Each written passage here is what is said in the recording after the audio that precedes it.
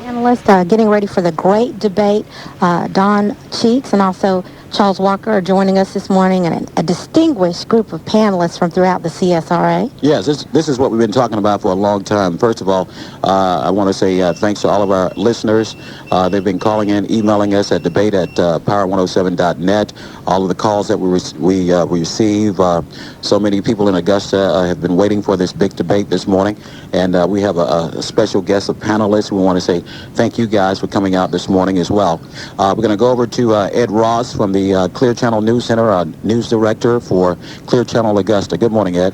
Good morning, Fats. The rules of the debate are very simple. The panelist will ask a question to a particular candidate. He will have 2 minutes to respond, and the other senator will have 1 minute for a rebuttal. And that's basically it. We also will, we've had people send in questions on the internet, and we will intersperse them in two, and that will be basically the same rules, a question to the senator and a 1 minute rebuttal. All right, that's 2 minutes to answer the questions, a 2 minute response, and then a 1 minute rebuttal. Okay.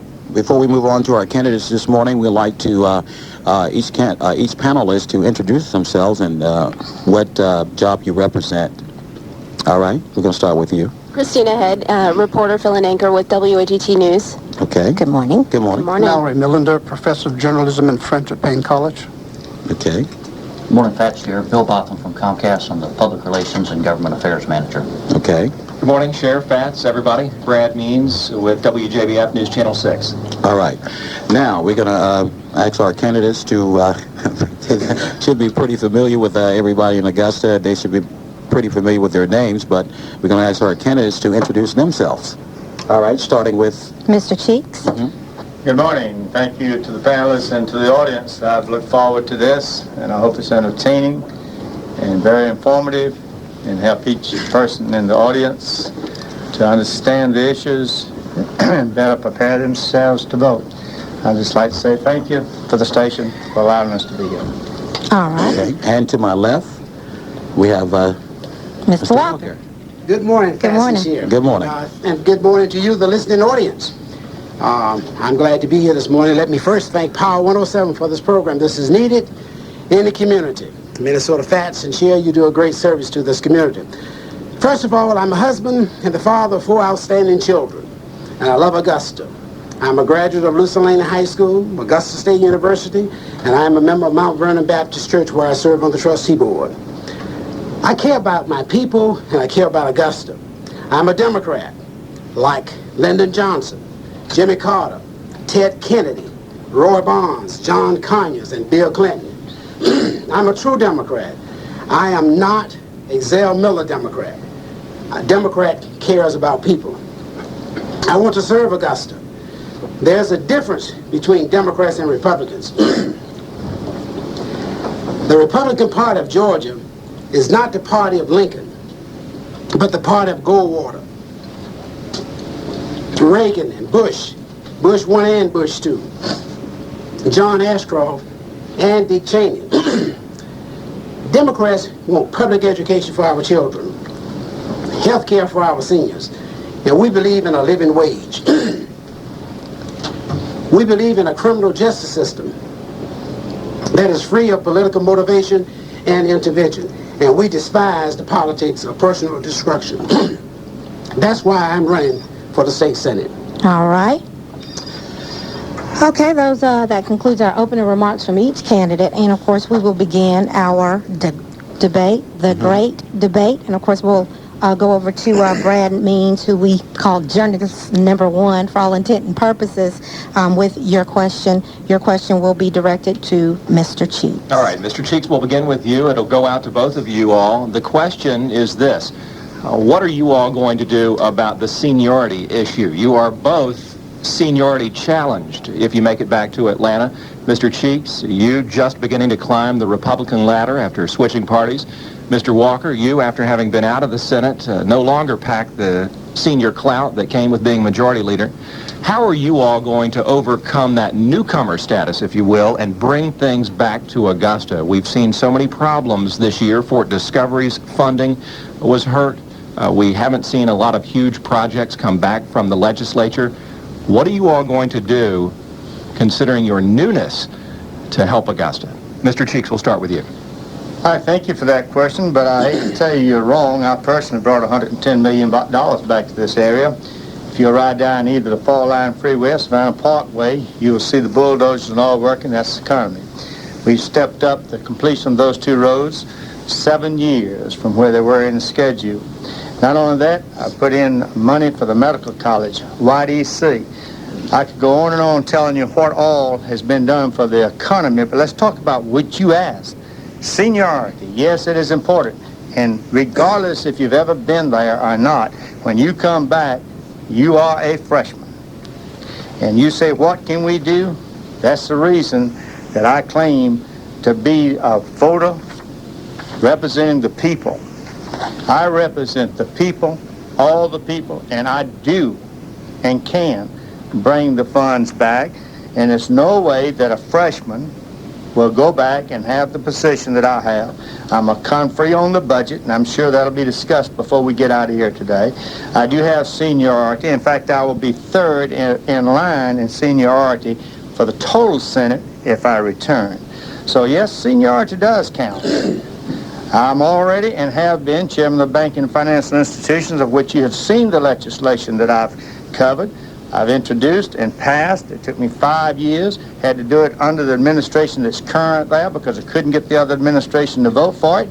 The payday loans, which was the most unscrupulous lending, hurting the very people that we should be helping. Yes, my legislation is definitely for the people. The government should be for the people and by the people. I poll my people. I do what they tell me to do, regardless of whether it's what I like or not, because I said I would represent the people, and that's what I do. I do not represent a party. Now, on Monday, I spoke, or either Tuesday, to the Kiwanis Club, and I told them, they introduced me, and I had to correct the president. Last evening, I spoke Senator, to the doctors. we're over 2 minutes. We have to, according to the rules, we have to... All you got to do is raise your hand. There you go. Thank you. All right. Well, first of all, I'm running for the Senate because Augusta has fallen behind. We've lost $800,000 at Fort Discovery. The Augusta Mini Theater has been totally defunded of $200,000. The arts programs and the cultural programs at Augusta have been cut. Luther Lane and T.W. Joseph High School lost $200,000 in college transition funds that we had for Augusta College. They've cut $50,000 from the Augusta Child Advocacy Program for the neglected and sexually abused children. We have not gained anything in Augusta, and by my going back to Augusta, at least we will have someone who will fight for the people of Augusta. Augusta is hurting. They've closed the pharmacy at the Medical College of Georgia, and they've closed the Youth Development Center. If that's seniority, I don't want no parts of it. All right. Just in case you just Don't I have joined. a rebuttal?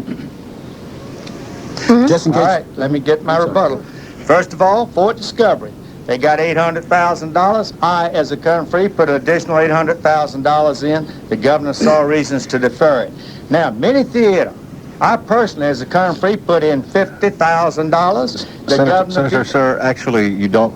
We have a 2-minute response from the Senate, from the candidate, and then a 1-minute rebuttal, and we move on to the next question. But I'm having my rebuttal. According to this paper, it says I get 2 minutes, he gets 2 minutes, and I get a minute. Yeah, go ahead with your rebuttal. Go ahead with your rebuttal. Each question. Right, Yes, go sir. ahead with your rebuttal. All right, let's continue. Fort Discovery, I put the money in there. I tried to catch up from the years of the previous administration, and the governor saw fit not to. Why? Because a paid lobbyist was being paid, if you want to know what the facts were. Mini Theater. Why? Because this senator standing right here stood up there when the man asked the question, what good are we getting? And he was the secretary to the appropriation, and he did not respond when the Martinez said absolutely nothing, and I have it in the papers in a quote. And he was the secretary to the appropriation on the conference committee and made no rebuttal. I'd like to continue with the rest of it, but my time, sir. All right. Thank you, sir. Just in case you're just joining us, you're listening to the Great Debate on Power 107 and 96.3 KISS FM. It is 7:40, and we're going to go on to our next journalist here, Mr. Bill Botham of Comcast. Good morning. Thank you, Fats. Good morning. Mr. Walker, in your opening statement, you made a point of stressing that you're a Democrat. Given that the governor and currently the Senate are Republican, How important is party affiliation for the eventual winner of this race? Well, let me tell you, party affiliation, you're either a Democrat or Republican or you're an independent. And you need, if you're an independent, you need to run as an independent. If you're a Democrat, you run as a Democrat. It's important about party affiliation. When we, the people in Augusta, Georgia, and the people across this state elected a Democratic Senate in Georgia in 2002, and 4 people switched parties and turned the Senate over to the Republican Party. As a result of that, every Democratic chairman we had lost their position as a Democrat. You had 5 black committee chairpersons, and we lost every one of them except one. It does make a difference. Party does make a difference. You have to decide in this life, I am a candidate for the people. But you're either a Democrat or you're a Republican. When you go to the Senate, they organize the Senate, they organize the House based along party lines. You get to vote as a Democrat or you get to vote as a Republican. And whoever's in charge, that's who set the agenda for the state of Georgia. Okay. Senator Cheeks? Well, these questions are some I'd like to ask myself. You know, the senator on his website has got me saying I created, cost the Senate 8 Senate chairmen. In fact, I have both rule books, the previous one and this one, the picture book, and there was only 5. One of them was not a chairman. 3 of them had quit, run for the Senate. And yes, we appointed, the Republicans appointed 4 Democrat chairmen when there had been only 1 Republican chairman when Democrats was in charge. We appointed 2 minorities and 2 whites as chairmanships as Republicans. Tell me what's fair, 1 or 4. Let's talk about, to me, the proof is in these books. I mean, I've documented everything I'm saying, and I'm going to have it. I'm going to put it here, and we can look at it when this is over. Now, I don't know the rest of your question about, he said the chairmanship. What else was the thing? The question was, how important is party affiliation? Party affiliation to me is, I've never claimed to be a Democrat. I've never claimed to be a Republican. I ran as a Democrat. I changed parties because my opponent recruited at the last minutes of the camp qualifying time an opponent named Monique Cheeks. Stood there, went in, and qualified her 20 minutes. I'm told I wasn't there before the end of the qualifying time. Yes, and I had told the Democrat Party that, and I didn't like the plan they'd given, but I told them in the caucus I would vote for it, raise more money than any other Democrat caucus senator. Not 1 penny. If you remember, they said, well, we want our money back. I said, tell me what you gave me. I'll give you double. Haven't had to give the first penny back. They didn't help me the previous election, and they certainly weren't going to help me this election. I have a letter from the Lieutenant Governor so stating. All right, and a 1-minute rebuttal by Mr. Walker. Well, first of all, we need to understand something here, is that we had 8 minority committee chairpersons, and now we have 1. The second thing you need to understand is that when people elect you to public office, if you say you're going to run as a Democrat, then you ought to remain a Democrat. If you're going to run as a Republican, you ought to remain a Republican. If you're going to switch parties, you should resign the seat and allow the people the choice to select their own candidate. As it relates to some statement that the senator said, I can't remember what it was now, but it simply is not true. Okay. You're listening to The Great Debate on Power 107 and 96.3 KISS FM. Today's R&B and Old School. We'd like to welcome all of our listeners just waking up this morning. This is The Great Debate that we've been telling you about. Senator John Cheeks and Mr. former Senate Majority Leader Charles Walker. All right, Sherry, as we move on to our next journalist. All right, we, of course, are joined by a group of panelists, Christina Head from WAGT, also Mallory Millender from Payne College, Bill Botham from Comcast, and, of course, Brad Means from WJBF News Channel 6. We'll move on with our next question. Mallory will have the floor. I'd like to follow up on the last question.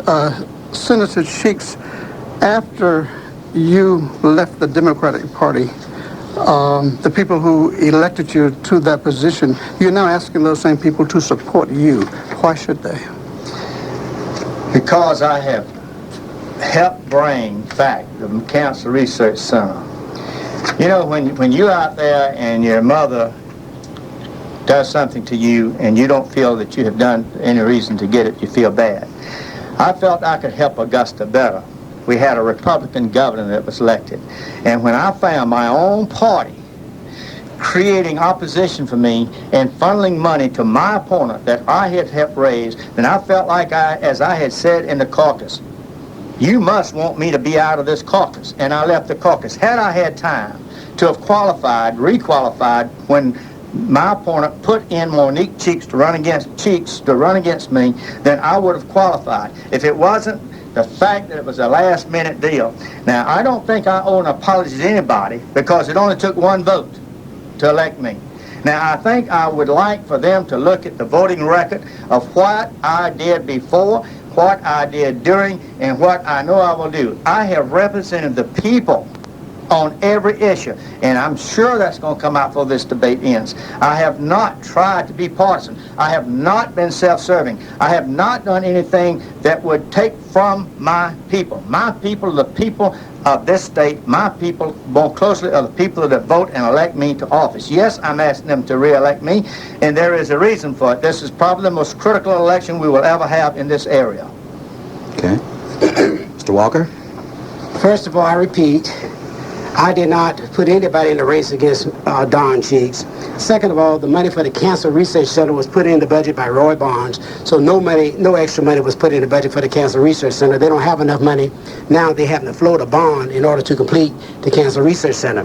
The second thing is that if seniority, switching parties, has done so much, why has Augusta lost so much? Why is it that the senior center on 15th Street has been closed down, where our senior citizens don't even have a good program so that they can get their meals now? I mean, this administration has been a disaster for Augusta, Georgia. We don't have any leadership, and all we get from our elected officials in Atlanta are excuses upon excuses. We need to do something about the governing process. Our prison system, that system is overflowing with young African-American males. We got to do something about that because of that no-good law, 3 strikes and you out, that was passed by Zell Miller and a lot of right-wing Democrats who helped him to do that. The problem we have and the difference between Democrats and Republicans is that we deal with the issues affecting people. I sponsored a bill to increase the minimum wage in Georgia from $3.55 to $5.15, the same as the federal government, and I had to fight tooth, tongue, and nail on the minimum wage, and my opponent voted against the minimum wage in the state of Georgia. That's not right. Okay, and of course, Mr. Cheeks, you get a 1-minute response. I'd like to go back to the first question where it was talking about these senators. He's got in his little, whatever it is, on the web page, he's talking about Donzella James was a senator, chairman. Never been a chairman. He's also got David Scott, which was in Congress at the time, Charles Walker, which was defeated and not there. He's also got Ed Harbison. Ed Harbison was given a chairmanship and declined it. I can go on now. Let's talk about senior citizens. That's nothing to do with the state. That's the federal government and the city of Augusta. We all know who runs the senior citizens. It's been in the paper now for 3 or 4 months. Let me tell you why we can't do as much as we did. First of all, we are taking in less money today, this year, 2004, than we did in 2000. Now stop and think about it. If you've had 3 or 4 more children and you got one of your spouses is not working, you've got less to do with, and that's exactly what we got. We got less money and more participants in this state to spend the money we got to go around. My time's up. I'd like to go first. All right. Okay. All right. And, of course, you're listening to The Great Debate on Power 107 and 96.3 KISS FM. We will go on to our next question. Don't I get a rebuttal here? That was the rebuttal. Yes. Yes. We're moving on to our next question. Christina Head from WATT. Okay, Mr. Walker, obviously both of you have served in office before. What is it that you learned during your time in office and even during your time out of office that would make you a better senator? You know, that's a great question. I tell you what I've learned since I've been out of office. I've learned that we need to have good, strong, courageous people representing those people who cannot speak for themselves. We have in this community many poor people, especially poor mothers with children. I introduced legislation to create the Children's Health Insurance Program in the state of Georgia.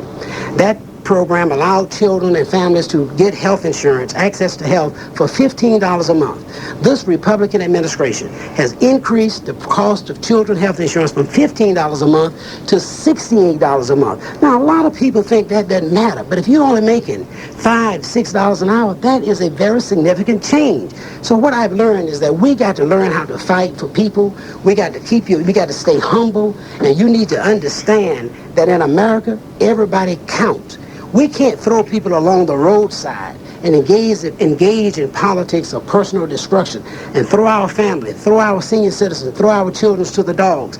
I have fought hard because I know that education is the natural equalizers in this country. If we can keep the Hope Scholarship based on need and not the SAT scores, more of our children can get a good education. And when they get a good education, that means that they will get a good job and they can take care of their families. It means something to have affirmative action programs in this state. It means something. At the University of Georgia, only 3% of the students admitted at the University of Georgia are African American. We need to change that. All right. And of course, Mr. Cheeks, your rebuttal. First of all, he finally got a correct answer. We were spending on the peach care is what we're speaking about here at 2.5 minimum level, federal level of income. Because of the conditions we found ourselves in and because there was no money left, we reduced it to 1.85 of the federal poverty level was the word. Yes, we must balance our budget. We had to do it.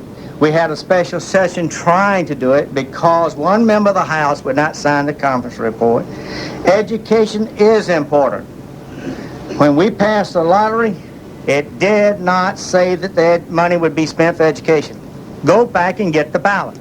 The following year, Senator Brown and myself introduced legislation that put it on the ballot again as a constitutional amendment, just simply said we would have to spend a minimum of 50 cents of every tax dollar collected in this state for education in addition to any lottery funds. The lottery is safe and sound.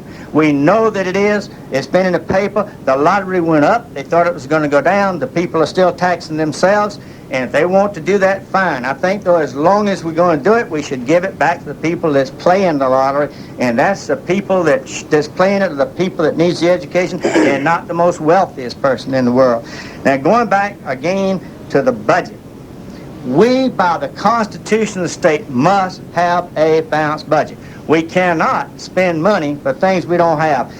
Our health care system currently is taking 30-some-odd% total of every dollar comes in. Education's taking 54. Doesn't leave much. My time is up. All right. And of course, Mr. Walker, a response. Well, let me just say this to you all. Excuses won't work. I will. We got a $16 billion budget. We took out $6 million would have been enough money to keep the pharmacy open at the Medical College of Georgia. We have spent over $100 million on road projects that's been in the budget for 20 years. We funded highways all over Georgia. And yet, our senior citizens, the medically needed senior citizens, we are threatening to put out 1,500 senior citizens, we're threatening to put them out of nursing homes because we will not fund the medically needed programs. I don't want to stand here this morning and argue with my opponent. I'm sure that he has done the very best that he could. But the fact of the matter is, the senior citizens don't have a place to stay. All right. All right, you're listening to the great debate on Power 107 and 96.3 KISS FM. Today's R&B and Old School. We've asked listeners to email us their question at Power 107 debate at power107.net. We're going to go to Ed Ross, our news director for Clear Channel Augusta, to read a response from our listeners that email us. Yes, Senators, some of these are kind of heartfelt. These are not journalistic questions. All right, and then this one would be directed toward Mr. Cheeks. This one would be actually directed not at either senator, but we will maintain the same format and let you answer it. It's from 17-year-old Brandon, and 17-year-old Brandon is asking, if elected, what actions would you take to ensure the safety of local high school students, not only from other students, but from administrators and public safety officers? Mr. Cheeks. Well, education is a local and should be on the local and the elected officials of the Board of Education to do it. I think the Senate the General Assembly, the governor gives directions. I do feel that we should have safe schools as part of my program. Safe schools. How do you have safe schools? First of all, you start with the parents. Let's look and see if any of our better schools like Davidson and the one on Laney Walker, they don't have problems. Yes, it's deplorable when I pick up the news last night or listened to the news and 20-some-odd students was arrested in the schools in Richmond County, and yet we don't have that many people arresting all the bars and taverns in the whole state last night. Yes, it's wrong. What are we going to do? I'm not there to do anything but make laws. I can't dictate to people what to do, but I am praying constantly that the parents will get involved. That's the answer. You cannot put enough policemen in the school classrooms. You cannot. No way can you make a teacher be a policeman. The teacher should be able to teach. The pupil should come to class ready to learn, and when they don't, the teacher should be able to put that student out. And they shouldn't have to have a policeman there to do it. But if it takes a policeman, we'll have them, and I think the state will fund them. Yes. Senator Walker? Well, you know, that's public education should be safe for our children. You know, I'm from the old school. I went to Lucy Lane High School, which was one of the greatest high schools in Georgia. And we had people and teachers who would work with us. The kids are different today. I'm from the old school. We spare the rod to spoil a child. You know, they used to deal with us in a very tough fashion. But the problem we have in this country and in the state of Georgia, and right here in Richmond County, is that we do not have adequate funding for our teachers. We do not have a child. You can't expect a family to get up in the morning and not sure whether they're going to have breakfast or whether they can even feed their children, whether the children have been properly diagnosed with ADA or any kind of trouble. And then they go to school. Then we expect our teachers to become the parents, the police officer, and everything else, and that can't happen. This thing goes back to the community. It starts with the parent. It starts with the community, the church, and we all must get involved. That's why I sponsored a legislation and funding for $200,000 for a program to transition students from T.W. Josie, Lucy Laney, and Butler High School so that they could go to college. This Republican administration came in and cut out the $200,000, so now the children don't even have hope of going to college. We had 37 kids from Lucy Lane and T.W. Josie to enroll at Augusta State University as a result of the program that was funded with the $200,000. They took it out, and they didn't take it out because it wasn't working. They took it out because I put it in. That's wrong, and that's why we have the problem. Let's educate the children. The kids who are doing well in school tend not to get in much trouble. I am embarrassed that we have deputies in our schools today. That is not right. All right, and of course, I don't know about the money that he's talking about being put in and taken out, but I do know that the governor and the Senate, and I'm talking about the Democrats, Senators, and Republicans, certainly took a jaundiced eye at some of the funds that he was funding and places going, because we will show before this is over, they weren't going where they were supposed to go. And if we're going to talk about it, I'm going to tell it like it is. And I got the documented facts to do it. And I'm sure it's going to come up. And we're going to talk about the pharmacy, I hope. I'm going to show you where the person was getting a $500,000 contract with no bid while it's being cut. State didn't do it. An organization called MCG that people think is the Medical College of Georgia. Let me wait. I hope that question's coming. If it don't, I'll come back to it. But let's talk about that. Let's talk about who got the money, who closed the pharmacy, why, and how much money they was making when they closed it, and how much bonus the people's getting now. All right, your time is up. Would you like to go another internet question or start back with That's coming up this morning. All right, we're going to take a pause here for station identification. We'd like to welcome you to the great debate here on Power 107 and 96.3 KISS FM.